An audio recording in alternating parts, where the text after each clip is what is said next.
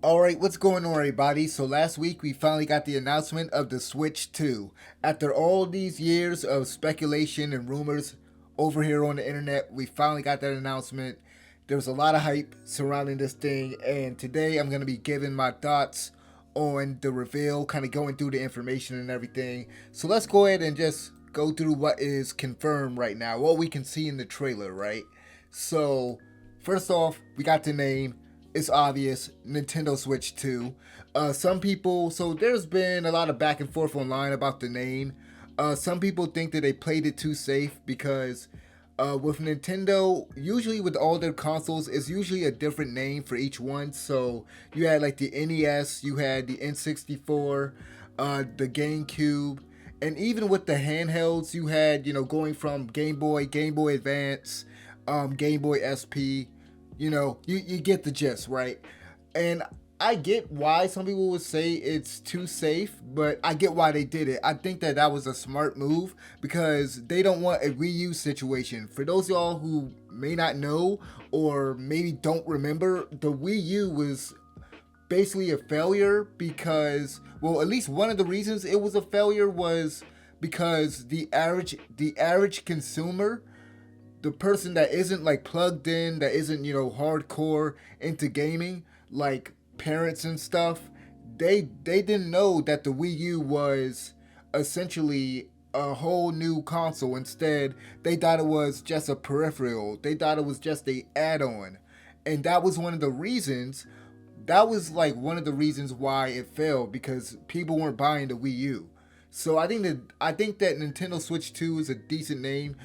Some people, I've seen some people say that they could have called it Nintendo Switch Advance or a Super Switch or anything like that. I mean, I think it's fine. It's just a name. I do wonder though if this is gonna set a precedent for them, because I really kind of wonder if in the future they're just gonna keep going with the Switch.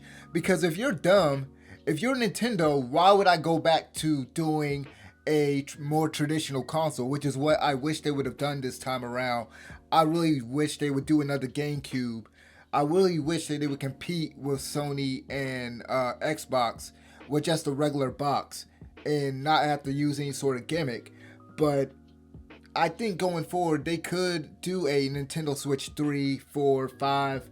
Just keep going on with it, because with them you gotta remember, like, for those of y'all that may not know, Nintendo, they're the king of handhelds, man. And for me, they can say that the Nintendo Switch is a hybrid console. That is basically what they say in the marketing and everything. But at the end of the day, to me, it's just a glorified handheld, and they're the king of handhelds. So it makes sense for them to just keep going with it. I mean, if it ain't broke, don't fix it, right?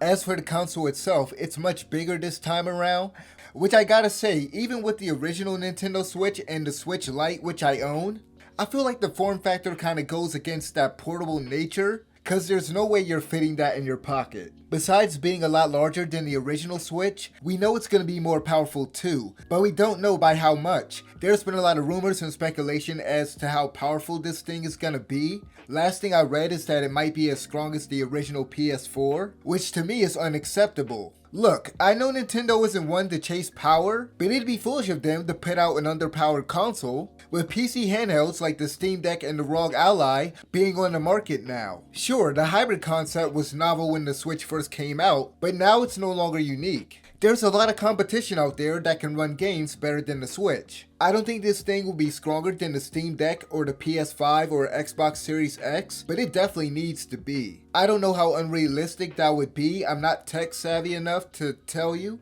But even if it's on par with the PS4 Pro, I don't think that's enough. Like I said before, I know that Nintendo doesn't chase power, they innovate through gimmicks. But this time around, they seem to be taking a more iterative approach rather than trying to reinvent the wheel. Now, it's totally possible that they do have some big new feature that we just don't know about yet. People have already pointed out online that there's an extra button underneath the home button. If I had to guess, it might be a share button. One new feature that seemed to be confirmed in the trailer is the ability to use the Joy-Cons like a computer mouse. If this is indeed the case, I can't imagine too many developers making use of it. Besides the extra buttons and the new Joy-Con features, the device also has an AR sensor and extra USB ports.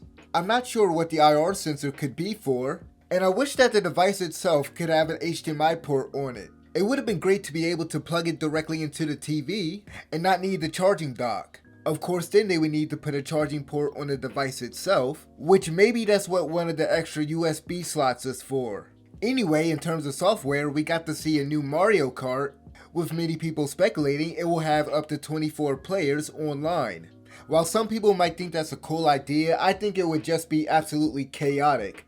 They would really have to rebalance everything. Like, imagine you're in first place and then you suddenly see like 10 blue shells coming at you from behind. I know seeing Mario Kart got a lot of people hyped since it's been over a decade, but if I'm being honest, this did nothing for me. I'm sure this is a hot take, but I think the franchise peaked with Double Dash. I'm hoping this isn't their biggest game in the launch lineup. Hopefully they don't make the same mistake that they did with the original Switch, where they only had one big new game until the summer. At least if there is a drought between big releases, people can go back and play their original Switch games via backwards compatibility. Hopefully the Switch 2 will run these games at a higher frame rate. From what I've seen online, 30 FPS for these new Switch games is a red flag for most people. 60 FPS with 4K resolution would be ideal, but I really don't see Nintendo doing that. There's a lot we still don't know about the Switch 2, such as the price, which according to industry insider Special Nick, could be $450 or $500. I truly hope that's not the case, because if it is, I won't be getting one anytime soon. I personally thought the original Switch was overpriced at $300. The Switch 2 would have to be on par with the PS5 and the Xbox Series X in order to justify that price to me. And even then, it has to have compelling software. A new Mario, Zelda, or Donkey Kong isn't going to move the needle for me. Nintendo keeps going back to the same handful of franchises every generation, instead of reviving long dormant IPs like Custom Robo, Golden Sun, and Earthbound. Like they tried with Advance Wars, but then they gave it this ugly toy aesthetic. Anyway, while we don't know the launch lineup, there are multiple games rumored to be coming to the system. Titles like Star Wars Fallen Order and Survivor, Red Dead Redemption 2, Tekken 8, FIFA, Metaphor ReFantazio, Microsoft Flight Simulator, Master Chief Collection, and a bunch of Xbox games. There are certain rumored games that I'm kinda questionable on, stuff like Cyberpunk 2077, GTA 5, GTA 6, Monster Hunter Wilds, and Final Fantasy VII Remake and Rebirth. I'm pretty doubtful that those games will be able to run on this new Switch. We'll just have to wait for the Nintendo Direct on April 2nd so we can learn more about the system. Anyway, let me know what you guys thought about the Nintendo Switch 2 reveal, and as always, thanks for watching.